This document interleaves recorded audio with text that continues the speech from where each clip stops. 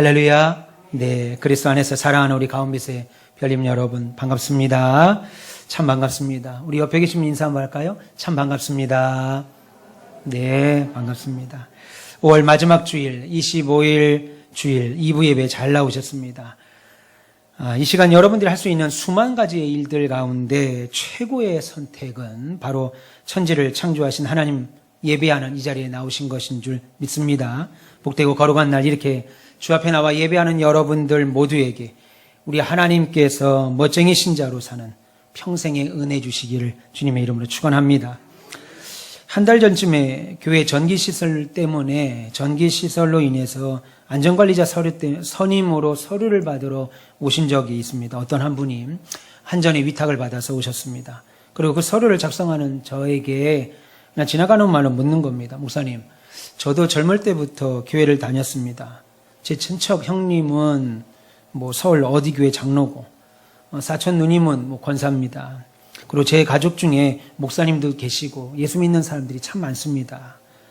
그러면서 하는 말이, 제가 이제 그 일을 이제 위탁받으면서 하시는 분이에요. 제가 사업에 망하고 너무 낙심이 돼서 잠시 교회를 좀 쉬게 됐습니다. 거기에 코로나까지 만나가지고 지금 한 7, 8년 정도 교회를 좀 안 나가게 됐습니다.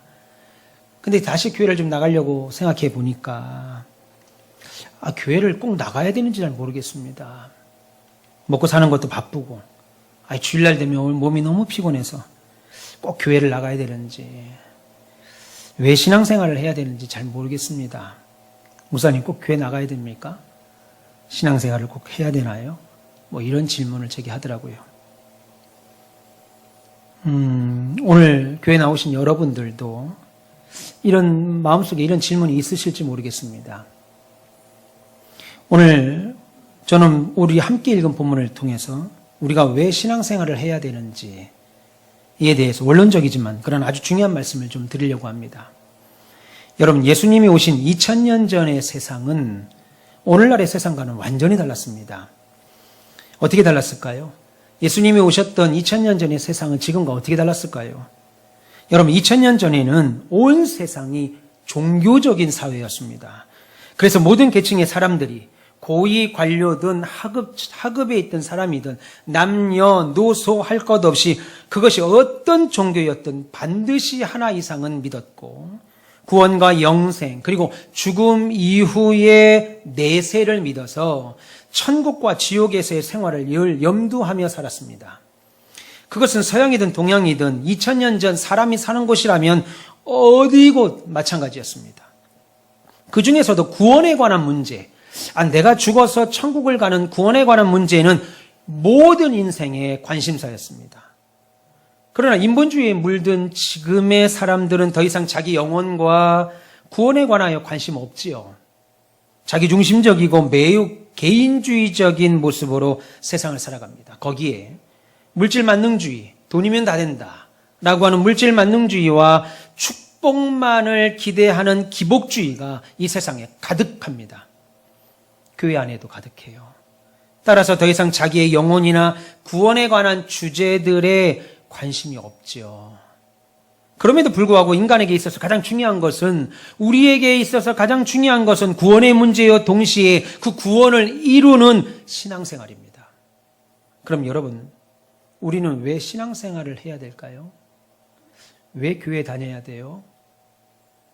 신앙생활을 하는 이유는 너무나도 많습니다. 그러나 오늘은 그 중에서도 몇 가지만 우리가 한번 살펴보겠습니다. 먼저 우리가 신앙생활을 해야 되는 이유는 하나님께서 저와 여러분들을 창조하셨기 때문입니다. 물론 세상의 모든 동물들도 다 하나님이 만드셨지요. 하지만 인간만은 동물들과 달리 하나님의 형상으로 만들었습니다. 하나님의 형상대로 만드셨어요. 여러분, 하나님의 형상이라는 것은 하나님께서 우리와 같이 눈이 있고 코가 있고 입이 있고 귀가 있다는 말이 아니라, 팔다리를 갖고 있다는 말이 아니라, 하나님만 가지고 계셨던 속성들, 하나님만 가지고 계시던 속성들, 예를 들어서 선하시고 진실하시고 의로우시고 인자하시고 은혜로우시고 이쁜 것을 보면 사랑스럽고 이뻐하고 긍휼을 베푸는 모든 속성들, 이것은 하나님만 갖고 계신 속성들인데 그것이 우리에게도 있다는 거예요. 이쁜 꽃을 보면 아름답잖아요. 이쁘게 단장되어 있는 정원에 가면 막 들어가서 밟고 싶지 않잖아요. 꽃을 보면 아름다운 맛은, 아름다운 마음을 갖고 있습니다. 이것은 하나님만 갖고 계시는 속성인데, 우리에게도 있다라는 거예요. 저와 여러분들에게도. 이것이 하나님의 형상으로 우리가 만들어졌다고 하는 증거입니다.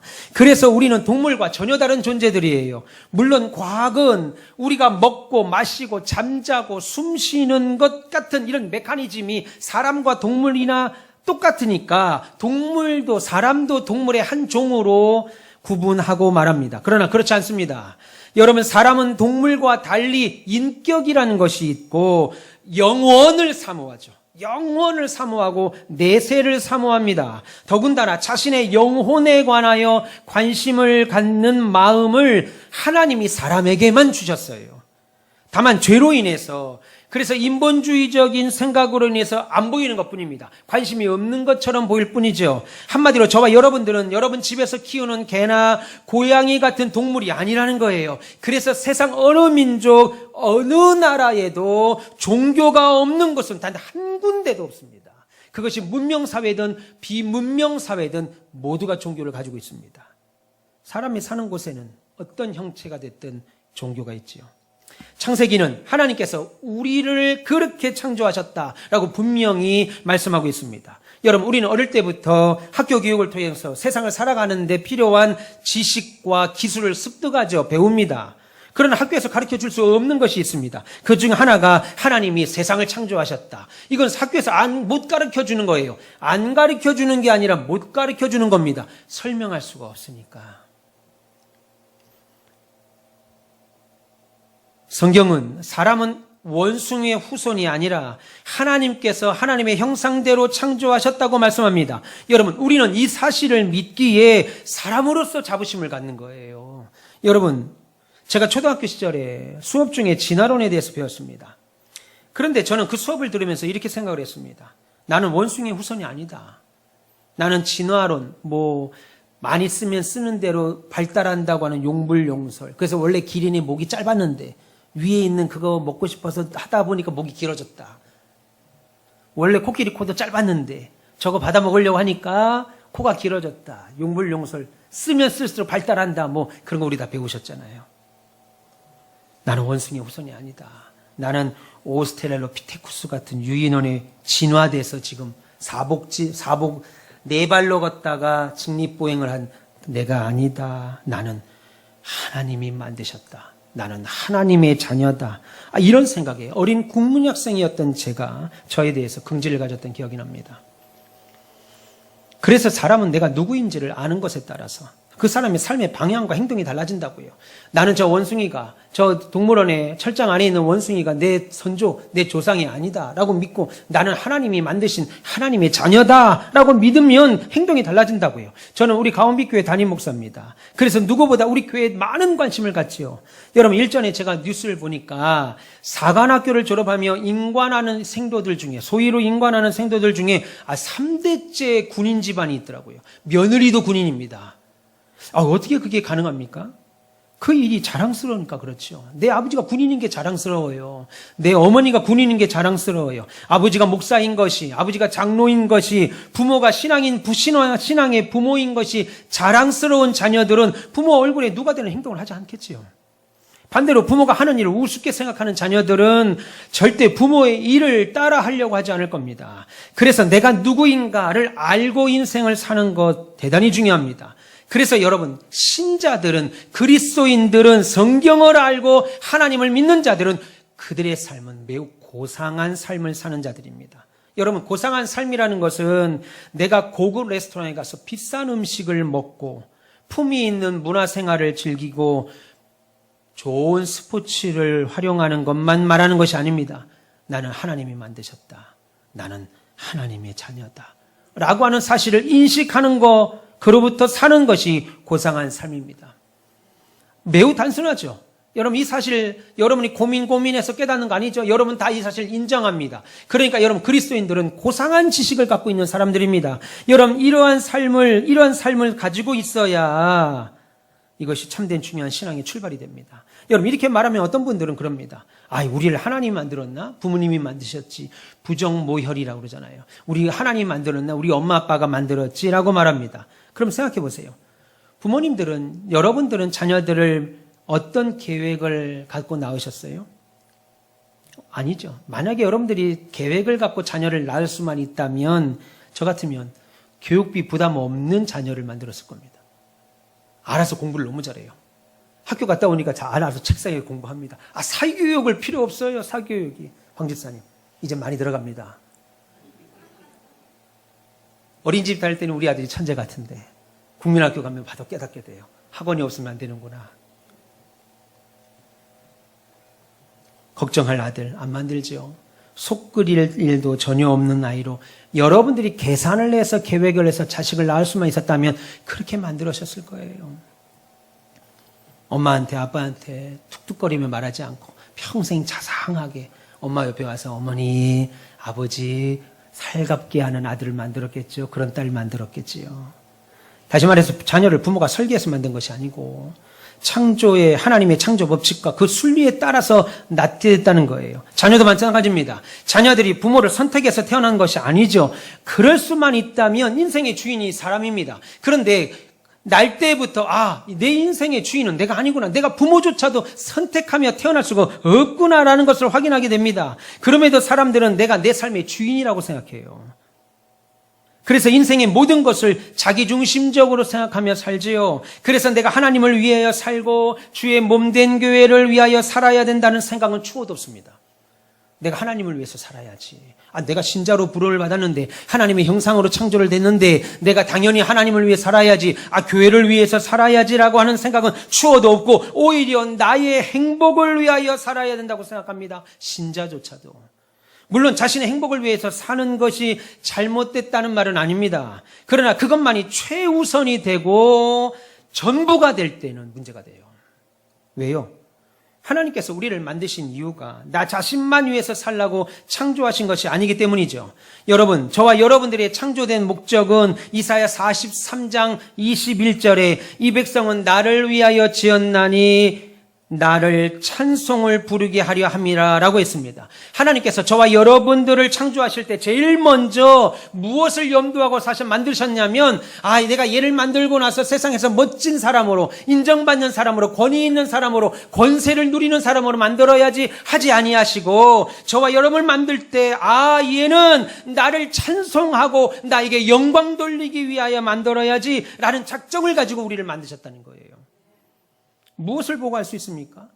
하나님께서는 6일 동안 세상의 모든 만물들을 만드셨습니다. 모든 피조물들을 만드시고 하나님과 직접 대화를 나눈 생명체는 사람밖에 없어요. 성경을 보면 하나님께서 친히 사람과 대화하셨고 하나님이 사람과 만나셨고 그 사람을 사랑하셨습니다. 왜냐하면 이 땅에 수많은 피조물들, 수많은 동식물들 가운데 하나님께 찬양과 영광을 돌리기 위하여 만든 피조물은 우리 사람뿐이기 때문이죠. 그래서 우리는 감히 창조주 하나님과 교제하며 대화하며 하나님의 일을 감당하며 살 수 있는 놀라운 특권을 우리가 부여받았다고요. 얼마나 큰 특권인지 모릅니다. 다시 말해서 우리를 만드신 하나님의 창조 목적이 하나님을 섬기면서 찬양하면서 우리가 지난주에 다윗이 하나님의 법궤가 들어올 때 너무 기뻐서 속옷이 다 내려가는 줄 모르고 찬양했던 것처럼 그렇게 찬양하면서 하나님의 몸된 교회를 세우도록 우리를 만드신 거예요. 우리의 목적이 바로 여기에 있습니다. 그러므로 그 뜻대로 살지 않으면 어떻게 되겠어요? 온전한 만족이나 기쁨, 행복을 찾을 수 없죠. 교회 나와도 기쁘지 않은 거예요. 교회 나와도 행복하지 않은 거예요. 물론 사람들 가운데 아니요 목사님 나는요 예수 믿지 않아도요 이것만 있으면 요것만 있으면 요것만 잘 되면 충분히 난 행복할 것 같아요. 나 돈만 있으면요, 나 건강만 회복하면요, 요 사업만 좀 잘 되면 나는 정말 충분히 행복할 것 같아요. 예수 안 믿어도. 그러면서 이렇게 또 말하겠죠. 그거 얻기 위하여, 그거 이루기 위하여 지금도 애쓰는 사람이 많습니다. 그러면서 이렇게 말할 겁니다. 목사님, 다른 사람은 몰라도요, 나는 지금 딱히 교회 다녀야 될 이유가 없습니다. 나는 아쉬운 게 없습니다. 난 아직 젊고요. 아직 건강하고요. 꿈도 있습니다. 내 이름으로 된 집도 있습니다. 또 좋은 차도 있고요. 직장에서도 요즘 인정받고 승진하고 있어서 걱정이 없습니다. 사업도 잘 돼서 돈도 잘 벌고 있습니다. 결혼까지 해서 멋진 아들, 이쁜 딸도 낳았습니다. 그래서 저는 지금 예수 믿어야 할 이유가 딱히 내가 꼭 교회를 가야 되는 이유가 있나 하는 생각이 듭니다. 사는 게 즐겁고 아직은 행복합니다. 물론 여러분, 하나님 없이 사업이 잘 될 수 있습니다. 하나님 없이도 사람들의 부러움을 사기도 하고 인정받으며 사는 인생 살 수 있습니다. 아우, 나도 저렇게 좀 살고 싶다. 아우, 나도 저 사람처럼 살고 싶다. 선망의 대상도 하나님 없이도 할 수 있습니다. 그럼 다른 종교 믿는 사람들 다 가난해야 되잖아요. 다 망해야 되잖아요. 그렇지 않습니다. 거기에 하나님 없이도 다른 사람을 돕고 인생을 여유롭고 멋지게 흔히 말하는 성공자로 살 수도 있습니다. 그러나 여러분, 아무리 세상에서 높은 자리에 오르고 인기가 많고 따르는 자가 많다 하더라도 신앙생활 하지 않는다면 죄송합니다. 하나님 보실 때 그는 실패자입니다. 결국은 지옥 백성 됩니다. 하지만 사람들은 나는 하나님 없이도 행복할 수 있다.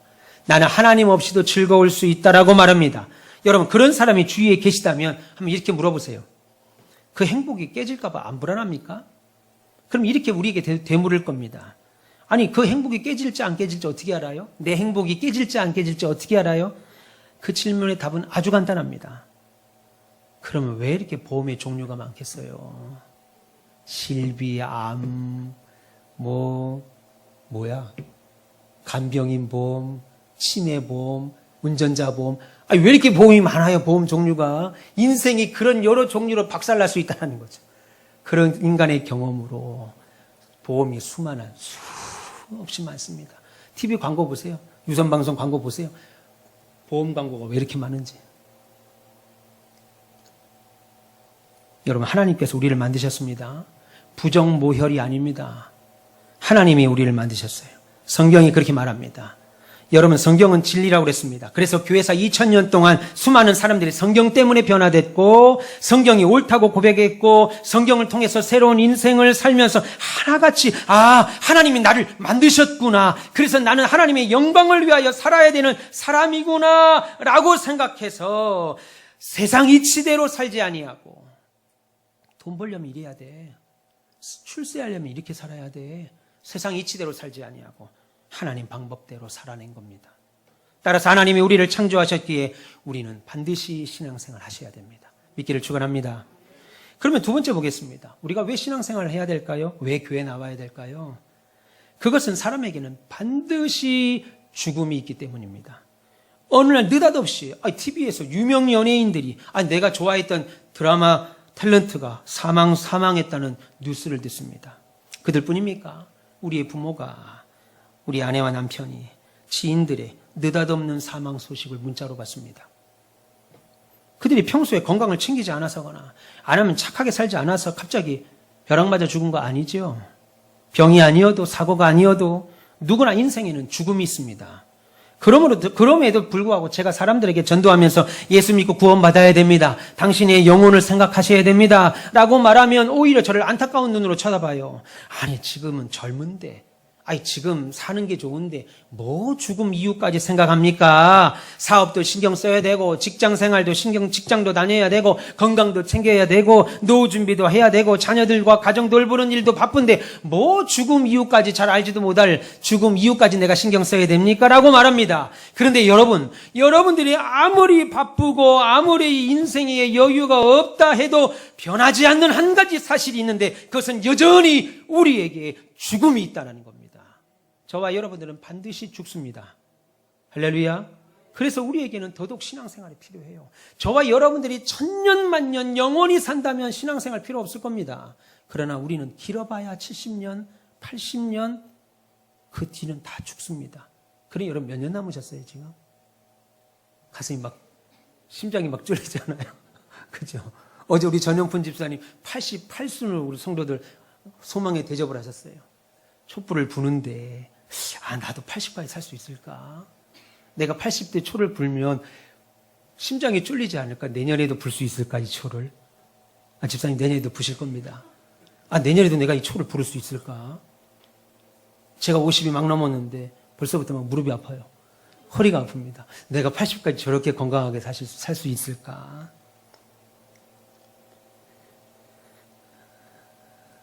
나의 하루하루가 어떻게 달라질지 아무도 모릅니다. 지금은 웃지요. 내일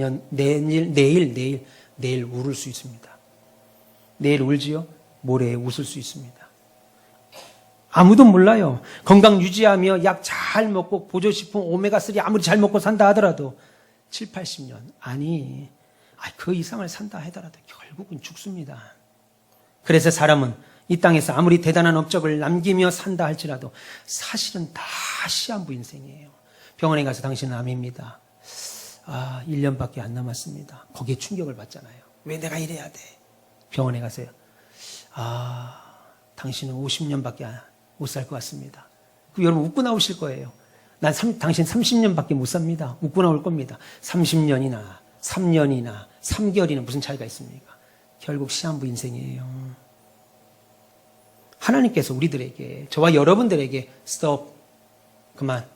저에게 하나님께서 최 목사야 스톱, 그만. 그럼 그걸로 끝나는 거예요. 하나님이 저와 여러분들을 이렇게 붙잡고 계신다고요. 그런데 우리 영혼을 불어버리시거나 놓으면 끝나는 겁니다.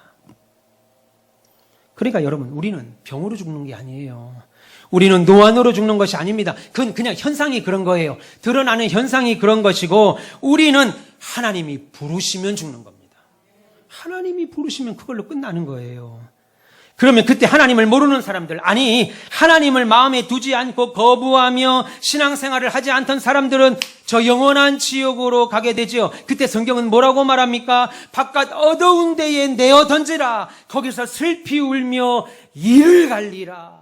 분해서 내가 그때 예수 잘 믿을 걸, 내가 그때 신앙생활 할 걸, 내가 그때 열심히 볼링 치러 갈 걸, 내가 그때 교회 특강한데 한다고 할 때 참여할 걸.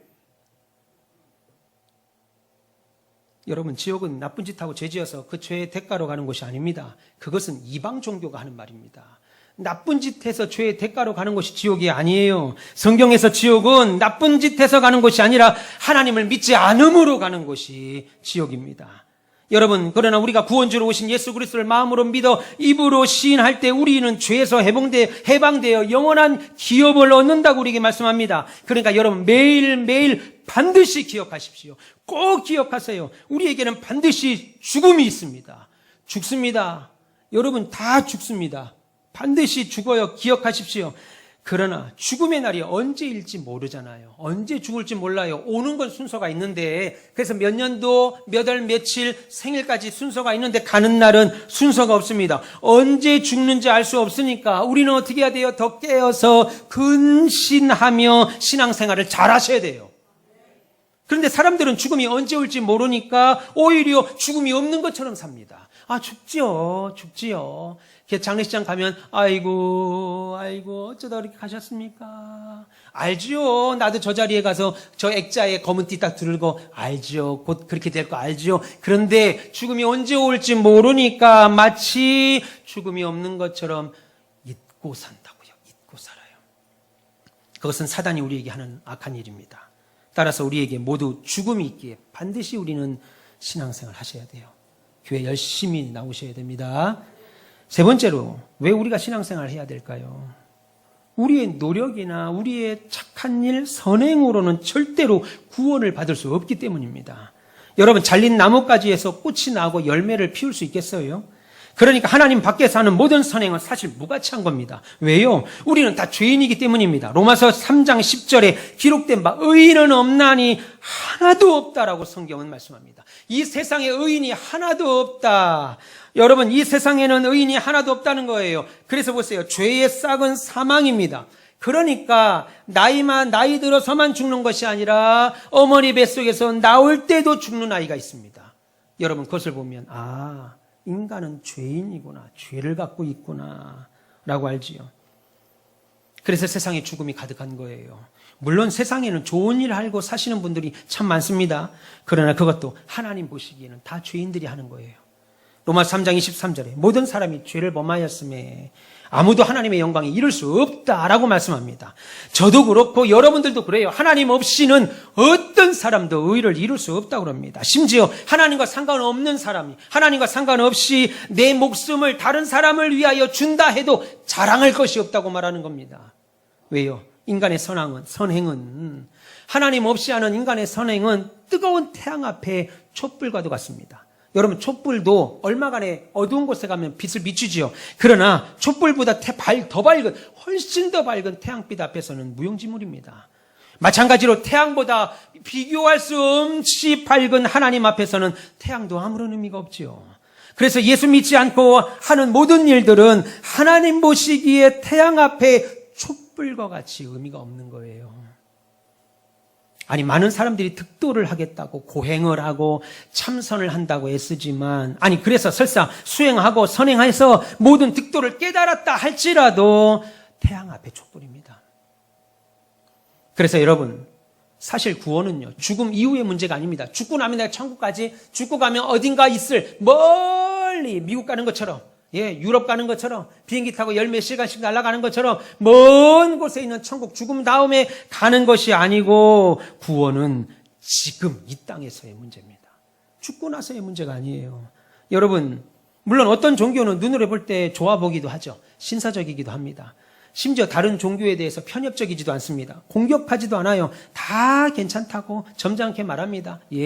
거기 가도 돼요. 결국 천국 가요. 여기 가도 돼요. 결국 다 잘 돼요. 그런데 교회는 그렇지 않거든요. 목사는 그렇게 말 안 하잖아요. 딴 데 가면 안 된다고 말해요. 어디 가면 안 된다고 말해요. 교회만 와야 된다고 말해요. 침을 튀겨가면서 절대로 거기는 구원이 없다고 말해요. 이유가 뭔지 아세요? 제가 한 수년쯤, 한 8년 이상 된 거, 8년 정도 된, 6, 8년 정도 된 것 같아요. 한 TV 프로그램에서 토크 콘서트를 봤습니다. 거기에 강사로 사람들에게 인기가 많은 아주 유명한 스님 한 분이 나오셨어요. 아주 큰 인기를 갖고 있습니다. 그런데 그분이 강의 중에 이런 말을 하더라고요. 자기에게 사촌 여동생이 하나 있대요. 서울에 나가는 어느 권사라는 겁니다. 근데 그 여동생 권사님이 명절날 자기만 보면 그렇게 교회 가자는 거예요. 그럼 사는 말이 중인 나를 전도한다는 거예요. 내가 중인데, 내가 스님인데, 그것도 유명한 일반 승도 중도 아니고 아주 유명한 TV 나와서 불신자들도 불자가 아닌 사람들도 다 아는 유명한 중인데 나 볼 때마다 교회 가자 한다는 거예요. 나를 전도한다는 거예요. 그러면서 그 여동생, 사촌 여동생 권사님이 하시는 말씀이, 오빠 계속 중생활하면 지옥 가요. 계속 중노릇하면 지옥 갑니다. 어떻게 스님이 나한테 전도를 하냐는 거예요. 웃으면서. 근데 그 여동생에게 뭐라 할 수 없는 게, 그 여동생이 인격적으로 너무 훌륭하다는 거예요.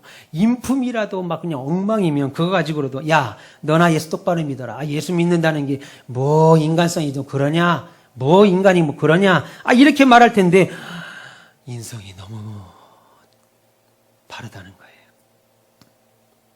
그래서 그 말도 못 한다는 거예요. 그래서 어느 날은요, 자기가 작정하고, 자기만 보면 전도하는 사촌 여동생에게 이렇게 말했다는 겁니다. 그래, 이 오라비 지옥 가게 해줘서 고맙다. 나 지옥 간다. 지옥 갈 거다. 그러면서 유명한 그 스님의 말, 요지가 이겁니다. 고통받는 사람이 네 말대로 지옥에 많을 테니까, 그래서 내 도움이 필요하지 않겠냐? 그러니까 내가 스님인데, 내가 승려인데, 중인데, 내가 지옥 가서 지옥을 없애야지. 그러니까 내가 지옥을 가야 보람된 일을 좀 하지 않겠냐? 그러니 내가 지옥 안 가면 누가 지옥 가겠냐? 그렇게 얘기했다는 거예요. 그러자 그 유명한 그 코미디언인지 그 사회자가, 요즘같이 이기적인 사회에서 본인이 지옥에 가고 싶다, 본인이 지옥을 가야 지옥을 없앨 수 있다라고 하는 이 말은, 요즘은 볼 수 없는, 누구라고 얘기 안 하겠습니다. 누구시기의 행복론이다, 뭐 이야기를 하면서 아주 뜨거운 방청객들에게 뜨거운 박수를 받았습니다. 그럴까요? 진짜 한번 지옥 보여줘요? 아마 제가 그 프로그램에 패널로 나와 있었다면, 거기 있었다면 그 스님께 저는 이렇게 말했을 겁니다. 스님, 그리스도인들이 본인도 살기 바쁜데 그 권사 여동생 그분이 본인도 살기 바쁜데 왜 자꾸 스님에게 예수 믿으라고 하는 줄 아세요? 오빠, 교회 가야 돼요. 교회 가야 돼요. 왜 그렇게 말하는 줄 아세요? 그렇게 살면 영원히 멸망받아 지옥에 가니까 당신을 사랑하기에, 그 여동생 권사님이 중이라도 오빠를 사랑하기에 자꾸 당신을 귀찮게 해서라도 예수 믿고 구원받게 한다는 분명한 이유 때문입니다. 자, 그렇게 얘기해 줄 거예요. 물론 교회 안에도 안타깝게, 교회 안에는 안타깝게도 그 스님보다도 훨씬 못한 신자들이 많습니다. 변덕스럽지요. 인색하지요. 예, 고집세지요. 그런 신자들이 교회 안에 훨씬 많아요. 그 스님보다도 그런 사람이 더 많을 수 있습니다. 그러나 그것은 우리의 그것과 상관없이 예수 믿어야 돼요. 왜요? 그건 우리의 연약함이죠. 우리의 연약함이지 복음의 연약함이 아니라 이겁니다.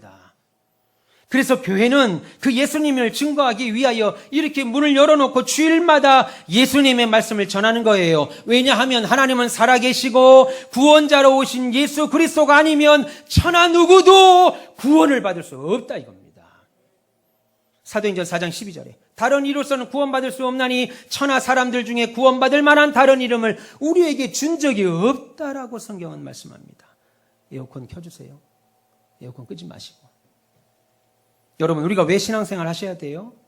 여러분, 왜 교회 나와야 돼요?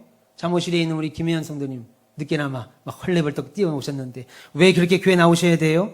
우리의 노력이나 우리의 선행으로는 절대로 구원받을 수 없기 때문입니다. 우리 인생에서 가장 중요한 것이 구원입니다.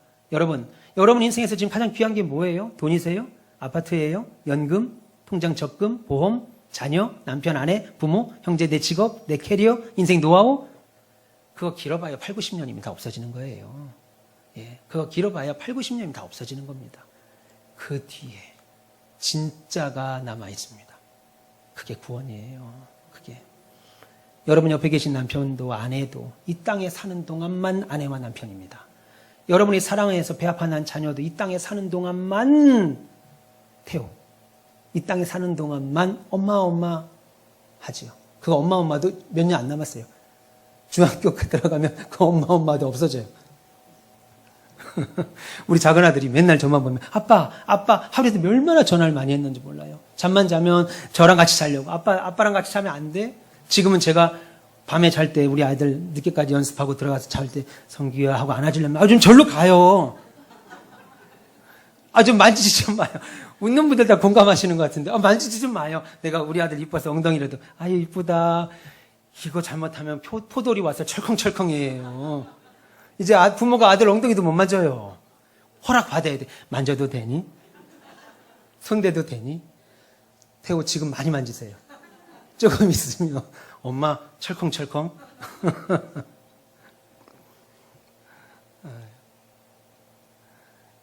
여러분 교회 밖에는 신앙생활을 하지 않으면 절대 구원 없습니다. 구원이 가장 시급한 일입니다. 믿기를 축원합니다. 마지막으로 왜 우리가 신앙생활을 해야 될까요? 왜 교회에 나와야 될까요? 그것은 신앙생활이요. 여러분 교회 생활이요. 여러분 인생에서 그 어떤 문제보다도 가장 시급하고 절실한 문제이기 때문입니다.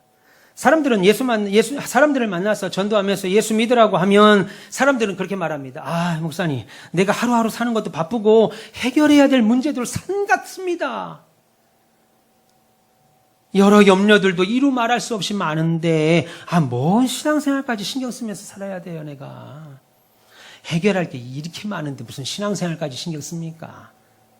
그렇게 말하는 이유가 뭐겠어요? 내 인생에서 가장 중요한 우선순위를 모르기 때문입니다. 여러분 인생에서 가장 중요한 게 뭐예요? 여러분이 타고 다니는 자동차요? 사는 집이요? 여러분이 갖고 있는 인생의 노하우 캐리어요? 여러분이 입고 있는 좋은 옷들이요? 아닙니다. 여러분의 영혼이에요. 여러분의 영혼이 가장 귀한 일입니다. 귀한 거예요. 여러분, 인생에서 가장 중요한 우선순위를 아시길 바랍니다. 그래서 사람들이 참 하나님을 찾지 않아요. 인생의 우선순위가 가장 먼저가 무엇인지 모르기에 하나님을 찾지 않을 때 인생을 어떻게 살게 돼요? 이상한 것 만들어 놓고 그 앞에 절하지요. 하나님은 세상의 모든 만물들을 다스리라고 우리에게 주셨는데 오히려 사람들은 그것들의 종노릇하는 비참한 존재로 전락했습니다. 왜요? 이 만물들을 하나님은 우리에게 왜 주셨지? 알지 못하고 하나님을 섬기거나 하나님을 찾지도 않다 보니까 큰 돌덩이 앞에 정한수라고 물 떠놓고 절을 합니다. 큰 나무에게 자신의 소원을 비면서 온갖 정성을 다드립니다. 그렇게 하고도 내 치성이 부족했나? 내 정성이 좀 부족했나? 혹시 내게 화가 오면 어쩌나? 쩔쩔맵니다. 선앙당 나무, 큰 나무 앞에는 막 애들이 뛰어놀다가도 장난치고 가다 그 앞에만 가면 말이 없어져요. 조용히 갑니다. 여러분, 아무것도 아니에요. 그 나무입니다, 나무. 오래 사면 오래 산 것만큼 감사하고 잘 산 나무예요. 근데 그 나무에게 요염한 힘이 있다 믿어요. 무서워합니다. 그래서 세상 사람들 보면요, 새 집을 사서 이사를 한번 자유롭게 합니까? 여러분, 새 집을 사도 이사를 제대로 합니까? 자유롭게 해요? 이사 날 잡을 때 그날이 손 없는 날이 맞나? 이번 주 토요일 날 이사를 해야 되는데 그날이 손 없는 날이 맞나? 안 맞나? 얼마나 피곤하게 사는지 몰라요. 옛날에 귀신이라고 부르지 못하고 손님이라고 불렀습니다. 손님 오신다. 왜냐하면 귀신이라고 부르면 저기 처녀 귀신이다. 몽달 귀신이다. 귀신이다. 라고 부르면 그 귀신이 나를 부르는 줄 알고 따라간다고, 이렇게. 따라간다고, 여러분들. 그래서 내게 귀신 붙을까봐 두려워서 귀신이라고 말도 못하고 손님이다. 손님 오신다. 그래서 새 집으로 이사하는 날에, 좋은 날에 혹시나 귀신이 자기가 이사하는 집으로 또 따라올까봐. 귀신이 움직이지 않는 날, 손님 없는 날, 손 없는 날, 9일에 한 번씩 오죠. 귀신도 9일에 한 번씩 쉬어요. 피곤한가 봐, 걔네들도. 9일에 한 번씩 손 없는 날이 찾아오잖아요. 그 손 없는 날에 꾸역꾸역 이사합니다. 그래서 주변 한번 보세요. 그렇게 비가 와도, 그렇게 눈이 와도 이사합니다. 이것저것 다 따져서 그냥 편한 날, 날씨 좋은 날, 그냥 남편도 안 해도 월차 낼 수 있는 날, 그런 날 이사하지 않고 눈이 오는데도, 비가 오는데도 그날이 손 없는 날이라고 이사한다고요. 심지어 그날은 더 비싸요. 이삿짐 센터 가면 30%, 40%씩 비싸요. 얼마나 따지고 또 따지는지. 집에 있는 물건 하나도 제대로 못 버립니다. 마음대로 쉽게 못해요. 남의 집 물건 함부로 못 갖고 오죠. 남의 집 물건 인형이라도 갖고 왔다가 난리 납니다. 남의 집 물건 잘못 갖고 왔다가는 동티난다. 야, 동티나게 지금 뭐 하는 거냐? 네, 귀신 쫓아온다 이겁니다. 그 이유가 뭐겠어요? 만물을 다스려야 되는 하나님의 백성들인 우리들이 죄로 말미암아 세상 날짜에, 세상 무엇에 눌리는 거예요. 그래서 두려워하기 때문입니다. 하나님의 형상대로 지음받은 만물의 영장이 오히려 만물의 종으로 전락해버렸다고요. 자연을 지배하고 다스리고 누리는 것이 인생인데, 그것이 창조의 목적인데, 그것이 예수께서 이 땅에 오신 목적인데, 그래서 예수 믿는 사람은 얼마나 편한지 몰라요. 세상에 가리는 것이 없습니다. 제사도 안 지내요. 우리는 죽은 뒤 편안하게 제사라 저 세상으로 가라고 사모제도 안 합니다. 49제도 안 지킵니다. 49일 따져야 돼요. 오늘 며칠 지났지? 9일 지났어요. 또 따져요. 며칠 지났지? 보름 지났습니다. 계속 따져요. 49일. 사모제도 안 합니다. 모르는 사람들은 이걸 보고 예수쟁이들은 효도 모른다고 그래요. 그것은 우리를 모르는 소리죠. 여러분, 10계명의 10계명 중에서 사람에게 주신 계명 중 가장 먼저 나오는 계명 5계명, 부모를 공경하랍니다. 여러분, 성경 곳곳 보세요. 부모에게 효를 다하고 부모의 말에 순종하고 그 부모의 말을 따르라고 말합니다. 얼마나 많이 말하는지 몰라요. 살아계실지 최선을 다해서 섬기라고 말합니다. 결혼도 마찬가지죠. 예수 믿는 가정은 시집장가 자녀들 보낼 때 양가 부모의 날에 양가 부모들이 은혜내서 날짜 잡아서 교회에 보고하고 당회가 결혼 허락하면 진행하면 돼요. 그래도 잘 살아요. 예. 무당들 찾아가서 4주 8자니 4주 날짜 따지고 궁합 보고 이거 안 해도 잘 삽니다. 그거 안 해도. 이사도 손 없는 날 잡아서 간 적이 한 번도 없는데 그렇다나 안 깨져요, 이사하면서. 왜요? 우리는 하나님의 보호 아래 산다 이겁니다. 이거 믿어야 신앙생활에 기쁨이 있고 교회를 사랑하고 교회 성도들을 사랑하게 되죠. 우리는 하나님의 보호 아래 살아요. 내가 내 열심으로 산다 그러면 얼마나 세상이 두렵습니까? 보이지도 않은 바이러스 하나가 수만 명을 죽였어요. 불과 몇 년 전에. 여러분, 보이지도 않는 바이러스 하나가. 코로나가 지금 동남아 쪽에서 다시 재유행한다고 하죠. 제가 이 이야기를 다다음 주에 한번 설교를 하려고 합니다. 이 코로나에 대해서 두려워하지 말아야 합니다. 왜 두려워하지 말아야 되는지를 제가 설교를 한번 하겠습니다. 우리는 하나님의 보호 아래 삽니다. 그러니까 믿는 사람들이 이름을 바꿔서 이렇다느니, 부모 묘지를 잘못 써서 안 된다느니, 여러분 이런 말은 입 밖에도 꺼내면 안 돼요. 우리는 그런 귀신의 자녀들이 아닙니다. 걱정하지 마세요. 여러분 두려워하지 마세요. 한 집에서 두 종교 믿으면 망한다느니. 어떤 분이 저한테 찾아왔습니다. 목사님, 제가 예수를 잘 믿고 싶은데 우리 형님이, 야, 우리 집이 그래도 대대로 만신을 섬겨왔는데 네가 교회 다니면 되겠냐? 우리가 만신을 섬기는 집안인데 네가 예수 믿으면 되겠냐?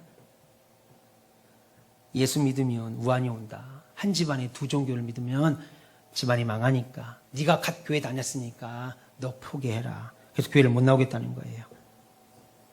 여러분 전부 거짓말입니다.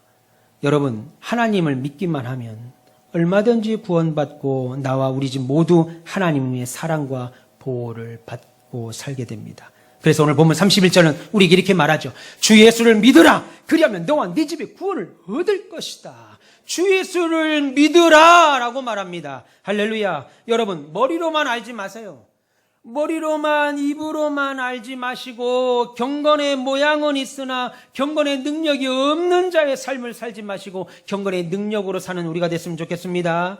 여러분 우리의 몸과 마음으로 예수 그리스도를 나의 주 나의 하나님으로 영접하시고 남은 인생 주님과 주의 몸된 교회를 위한 헌신을 다짐하시길 축원합니다. 사랑하는 우리 가운데서 별님 여러분, 내가 하나님과 교회를 그리고 성도를 지금까지 내 직분과 내게 맡겨진 사명을 열심히 사랑했는데, 지난 시간 그렇게 내가 열심히 교회 잘 다녔는데, 시간이 지나면서 하나님에 대한 사랑도 미지근해지고, 교회를 사랑함도 그냥 뜨뜻미지근해지고, 사명이나 다른 성도를 사랑함도 식어졌다면 빨리 그런 모습에서 회복하세요. 탈출하세요. 신앙생활 회복하셔야 됩니다.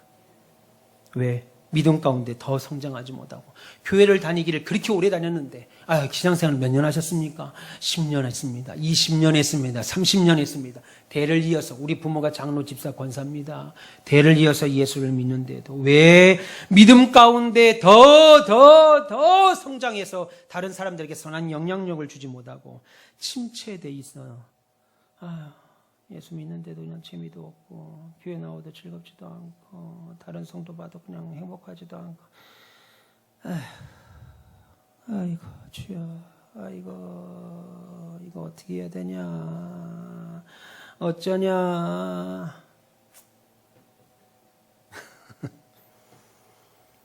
왜 이렇게 영적 침체된 신자들을 많이 보냐 이겁니다. 자주 집사인데 권사인데 장로인데. 여러분 저희가 예전에 목사 부부가 등록을 했습니다. 근데 목회를 안 하고 회사를 다녀요. 자기가 정년 퇴직을 하면 뭐 개척을 하겠다나 그러더라고요. 그래서 그렇게 하시라고. 교회를 다니면 되겠습니까? 우리 교회 나와도 되겠습니까? 그렇게 하시라고 그랬습니다. 근데 난입이 끝나고 제가 잠시 그 앞에 슈퍼에 갈 일이 있었는데, 가다가 그분이 반바지를 입고, 그 목사님이 반바지를 입고 봉다리에 맥주병을 한 10대 들고 오징어를 넣고 집으로 가는 걸 봤습니다. 나를 딱 보더니 어머나! 지금까지 안 보여요. 두주교회 나오고 지금까지 안 보입니다. 사람 보고 예수 믿지 마세요. 목사 보고 장로 보고 권사 보고 다 사람입니다. 여러분 사람 보고 예수 믿었었어요? 여러분 하나님 때문에 예수 믿은 거 아니에요? 하나님 때문에, 예수님이 우리에게 베푸신 은혜 때문에 교회 나온 거 아니에요? 여러분 사람 때문에 예수 믿고 시험되고 낙심하는 것만큼 어리석은 것이 없습니다. 우리는 하나님 때문에 교회 다니는 줄 믿습니다. 여러분 한때는 너무나도 감격하면서 만나는 사람들마다 자세히 집사님 앉아봐, 내가 이런 일이 있었다니까, 나 이런 일 간증거리를 막 간증하던 그 체험들이 지금은 희미해집니다. 그런 일이 있었나? 내가 옛날에 그런 일도 있었나? 희미해져요. 이제는 주일날 교회 나오는 일조차도 그저 그런 일로 전락해버린 사람들이 왜 이리 많아져요, 교회 안에? 토요일이 되면 내일 또 교회 가는 날이네. 어떤 놈이 일주일을 7일로 잡은 거야. 열흘로 잡으면 좋은데, 그럼 한 달에 3번만 가면 되는데, 이거 7일로 가서 어느 때는 5번도 가야 되고. 일주일을 열흘만 잡으면은 그냥 왜요? 일주일을 한 달로 잡지. 그냥 일주일을 한 달 주기로. 그럼 1년에 12번만 가면 되는데. 예전에 또 제가 섬기던 교회에서 송구영신 예배만 나오는 권사님 아들이 있었습니다. 송구영신 예배만. 그래서 제가 너무 신기해서 왜 송구영신 예배만 나와요? 송구영신 예배는 나와야 될 것 같다는 거예요. 첫날이고 마지막 날이어서. 그래서 하나님 앞에 송구영신 예배는 나와야 된다고 생각한대요. 잘하셨어요. 그렇게도 나오셔서 송구영신 예배 나왔으니까 이번 주일은 그때가 아마 그 송구영신 예배가 토요일인가 그랬을 거예요. 내일은 첫 주일이니까 나오세요. 그랬던 기억이 납니다. 토요일이 되면 내일 또 교회 가야 되네. 그렇게 생각하고 그냥 시간 맞춰서 찍어 오는 거예요. 여러분, 이런 신앙생활은 신앙의 재미를 못 느끼니까 성도의 모습을 가졌는데 마음은 세상을 따라가는 겁니다. 성경은 들고 다니는데 말씀의 체험을 못 느꼈죠. 기도의 능력을 상실하니까 기도의 시간이 재미가 없어요. 교회 나와서 기도하는 게 아무 재미가 없어. 아무리 앞에서 찬송을 인도해도 마음이 안 열립니다. 그래서 마음에서 하나님께 감사하는 마음이 사라져요. 하나님이 감사하다. 하나님이 우리 자녀를, 내 가정을, 내 남편을, 내 사업장을 지켜주심을 너무너무 감사하다. 이런 감사가 막 용솟음 쳐야 되는데 감사가 안 나오니까 재미없어. 말씀을 읽어도 태초의 천지 자는 거예요. 한 절을 못 넘겨요. 리딩 지어서 있습니까? 읽으셔요. 목사님 잠자기 전에 이걸 틀고 자요. 너무 잠이 잘 와요. 기도의 능력 상실하니까 기도에 나오는 게 너무 싫어. 너무 재미없어요. 여기 임영웅이가 목사님이 돼가지고 여기서 인도하면 많이 모일 텐데 저같이 유능하지 못한 사람이 목사를 하니까는 하나님의 은혜에 대한 고마움을 느끼지 못하니까 입에서 감사가 사라집니다. 그래서 겉만 보면 경건한 것 같고 문제가 없어 보여요. 교회도 다니고 직분도 받았고 교회에서 봉사도 합니다. 그러나 경건의 모양만 있는 거예요. 그러다 보면 언젠가는 경건의 능력까지도 부인하게 됩니다. 예수 믿는 게 무슨 의미가 있지? 예수 믿는 게 뭐 이래? 예수 믿어봐야 뭐 특별한 것도 없는데 어느 순간 여러분, 이런 모습들이 우리의 신앙을 깨뜨리지 못하도록 여러분 반드시 깨어 있으셔야 됩니다. 이런 신앙들이 감히 여러분들을 다가가지 못하도록 우리의 신앙을 우리의 신앙이 깨어 있어야 돼요. 오늘 저는 여러분들에게 왜 우리가 신앙생활을 해야 되는지 말씀드렸습니다. 첫째는 하나님이 우리를 창조하셨기 때문이고, 두 번째는 사람에게는 반드시 죽음이 있기 때문입니다. 세 번째는 우리의 노력이나 선행으로는 절대 구원을 이룰 수가 없기 때문이고, 마지막으로는 신앙생활이 우리 인생에서 가장 중요하고 그 어떤 문제보다도 시급하기 때문이지요. 꼭 기억하세요. 우리가 아무리 건강해도 8, 90년이면 다 하나님 만납니다. 그때 어떤 모습으로 만나게 될지, 구원주로 만나게 될지, 잘했다, 눈물을 씻기시며 잘했다, 착하고 충성된 종아, 이 모습으로 만날 건지, 불법을 행하는 자여 내게서 떠나라 라고 하는 모습으로 만나게 될지 여러분들의 판단에 달려 있습니다. 여러분의 결단에 달려 있습니다. 구원받은 백성으로 만나실지, 구원받지 못해 영벌의 백성으로 만나실지, 하나님을 그렇게 만날지 여러분의 결단에 달렸습니다. 예수 그리스도만이 우리의 소망이시고 우리를 가장 멋진 인생으로 인도하시는 분입니다. 우리는 그래서 신앙생활 하셔야 되고 교회 나오셔야 되고 봉사하시고 헌신하시고 주의 나라를 위해서 애써야 되는 줄 믿습니다. 마귀에게 여러분 마음 휘둘리지 마세요. 목사님 나 시험 들었는가 봐요. 이 말 무슨 말이에요? 마귀가 여러분 마음을 쥐고 흔들고 있다 이겁니다. 좋은 말이에요? 더러운 말입니다. 나 시험 들었는가 봐요. 기분이